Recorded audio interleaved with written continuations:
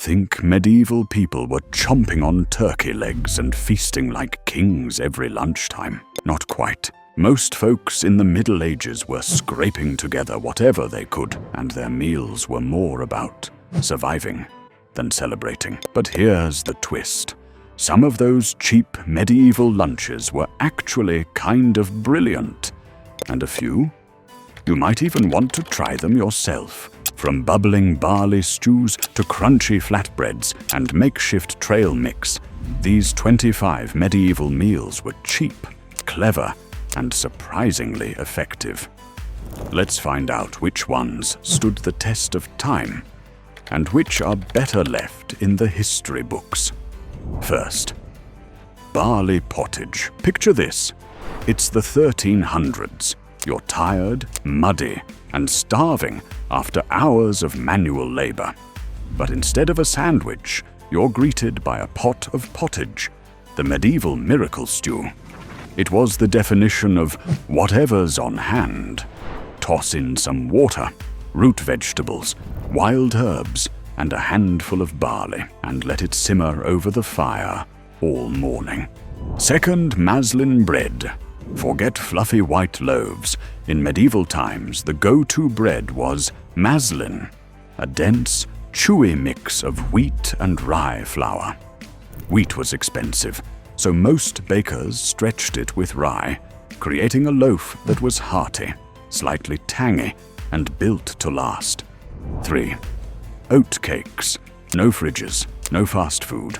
Just oats, a pinch of salt, and a fire. That's all you needed to make oat cakes, the medieval energy bar.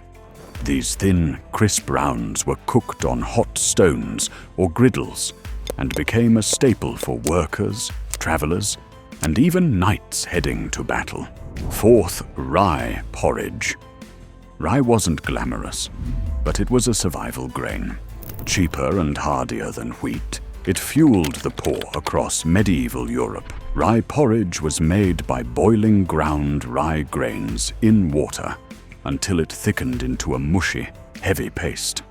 No milk, no sugar, and definitely no Instagram-worthy toppings. 5. Bread and ale soup.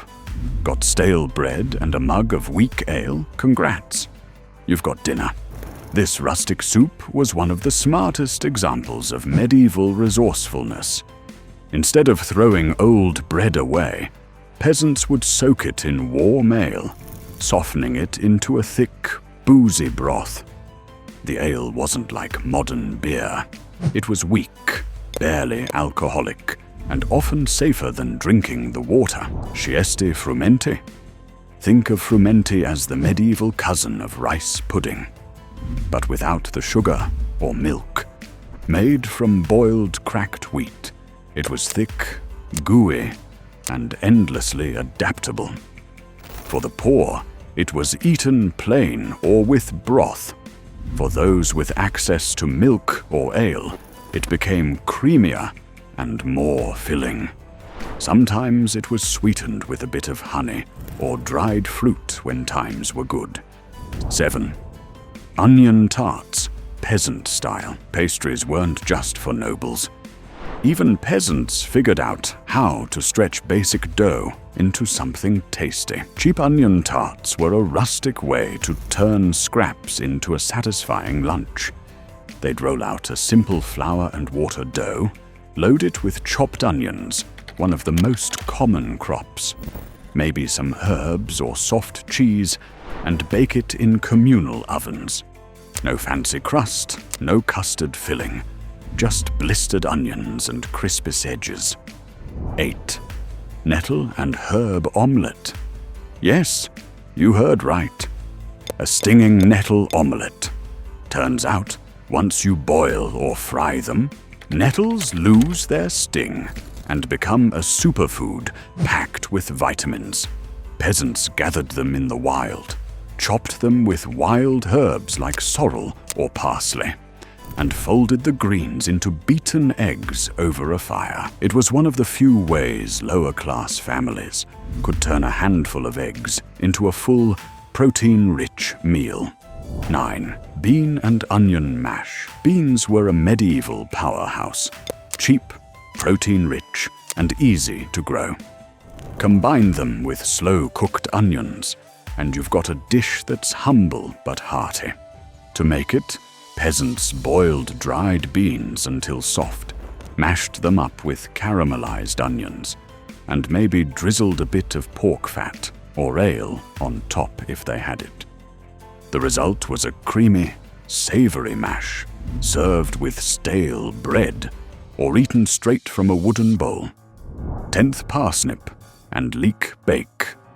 Potatoes hadn't hit Europe yet, so parsnips were the MVP of medieval root veg. Combined with leeks, another common crop, they made a dish that was cheap, sweet, and surprisingly comforting. Families would slice parsnips thin, layer them with chopped leeks, and bake everything in clay dishes with broth or leftover ale. If you were lucky, maybe a splash of cream or butter got added. Once baked, it came out soft, slightly crispy on top, and perfect with a hunk of dark bread. 11th, pea and mint mash. Dried peas were a lifeline in medieval Europe. Cheap, nutritious, and easy to store through harsh winters. But when fresh herbs were in season, peas took on new life. Peas would be boiled down until soft, then mashed with chopped mint, salt, and maybe a touch of vinegar if there was any to spare. 12th, roasted turnips with ale drizzle. Turnips were everywhere. They grew fast, survived frost, and didn't need rich soil. One of the simplest ways to eat them? Just roast and drizzle. Peasants would throw chopped turnips into the hearth embers, let them char and soften, then pour over a splash of ale or vinegar to loosen the skins and add flavor. 13. Egg and sorrel pottage. Sorrel, a wild leafy green with a lemony bite, was a medieval favorite for brightening up bland meals. In this dish, peasants would boil sorrel with a bit of barley or oats, then stir in poached eggs at the end for richness. The eggs gave the pottage some protein, while the sorrel cut through the heaviness with a sharp tang. 14. Mushroom and grain cakes. No meat, no problem. Forest mushrooms were fair game for those who knew what to look for. Mixed with cooked barley or spelt and bound with a bit of egg or flour, these mushroom cakes were pan-fried over an open flame. They were earthy, dense, and packed with umami before anyone even knew what that meant. 15th. Flatbread with ash butter. When you didn't have yeast, ovens, or time, flatbread was your friend. Made with flour, water, and a pinch of salt, it was cooked directly on hot stones or buried in ashes under the coals. To boost the flavor, some folks mixed fat with ash from burnt leeks or herbs to create a smoky, makeshift butter. Sounds odd, but in a world of bland stews and boiled mush, it added a savory edge. 16th. Apple and honey mash. Before sugar was a thing, honey did all the heavy lifting. And when paired with apples, you had one of the simplest and most comforting medieval desserts. Peasants would stew chopped apples until soft, mash them up, and stir in a spoonful of honey for sweetness. If you were feeling fancy, you could throw in some cinnamon or ginger. But most folks didn't have access to that spice rack. 17. Roasted chestnuts. Forget chocolate bars. Roasted chestnuts were the go-to snack of the season. Abundant in forests and easy to cook, they were a favorite for everyone from farmers to nobles. Villagers would gather around fires, score the shells, and roast them over open flames until they cracked and released that nutty aroma. They were warm, filling, and portable. Ideal for long work days or chilly nights. And unlike a lot of medieval food, they actually tasted pretty great. 18. Mushroom and herb stew. When meat was off the menu, which was most of the time, medieval cooks turned to the forest. Mushrooms were foraged by hand, sautéed with garlic and onions, and simmered in a light broth with herbs like parsley, thyme, or sage. If you had animal fat, great. If not, oil or ale would do the trick. It was earthy, warm, and surprisingly rich for a meatless dish. 19th. Carrot and parsnip hash. Root veg was the backbone of medieval diets. And this hash was as basic and brilliant as it gets. Carrots and parsnips were peeled, diced, and pan-fried in lard or oil until soft and caramelized. To punch up the flavor, people added garlic, onions, and whatever herbs they could get their hands on. 20. Buckwheat pancakes. If your farmland was too poor for wheat, you planted buckwheat and turned it into pancakes. These weren't the fluffy stacks we know today. Medieval buckwheat pancakes were dense, nutty, and had a rustic bite, made with just flour, water or milk, and maybe a bit of salt.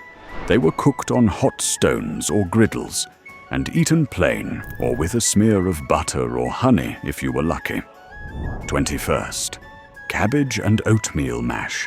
Cabbage and oats, the unlikely power duo of the medieval world. Both were cheap, easy to grow, and surprisingly filling.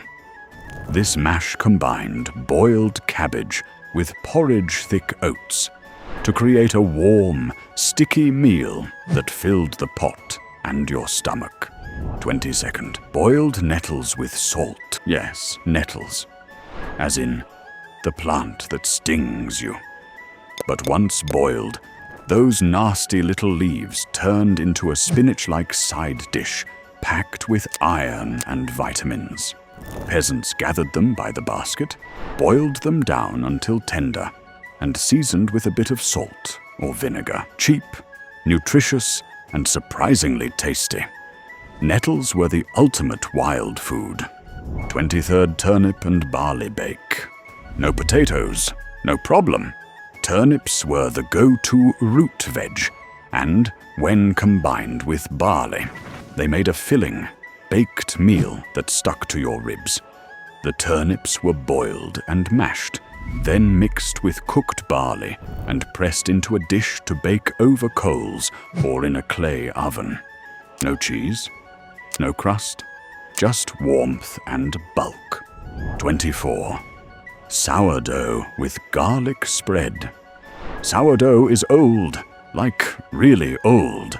Medieval bakers used wild fermentation starters to make tangy, chewy loaves that lasted longer than regular bread. And when you needed flavor, you crushed garlic into lard or oil, added a pinch of salt, and spread it on thick. It was cheap, savory, and surprisingly close to modern garlic bread. 25th. Dried fruit and nut mix. Call it medieval trail mix. With no fridges and limited access to sugar, dried fruit and nuts were the ultimate portable snack. Apples, pears, and plums were dried in the sun or by the hearth. Hazelnuts, walnuts, and almonds were cracked and added in. Sometimes these were pressed into cakes for long journeys. No chocolate chips, no roasted almonds, just pure natural energy. Now that we've walked through barley stews, sourdough spreads, nettle soup, and cabbage mash, one thing's clear. Medieval food wasn't about taste. It was about survival. Every dish was a testament to human resilience. No supermarkets, no refrigeration, and barely any seasoning. Just whatever could be grown, foraged, or traded. There's something honest about these lunches. They weren't glamorous. They were gritty, humble, and made with whatever the land allowed. Some of these dishes, like roasted chestnuts or sourdough with garlic, have stood the test of time.